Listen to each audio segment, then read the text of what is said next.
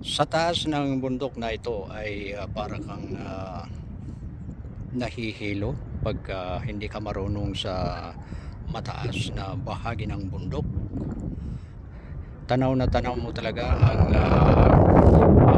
kabuuan ng pinakasentro ng La Trinidad Benguet pagka nandito ka na sa Bollywood Adventure Park. Opo. So ganun po mga kapatid, at maganda talaga.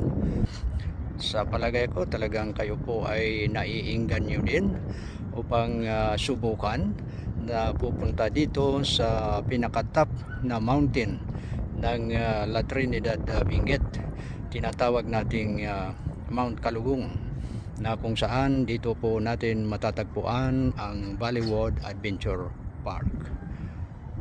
Ayan po. So ang inyong nakikita po mga kapatid ay ito po yung kabuuan ng pinakasentro ng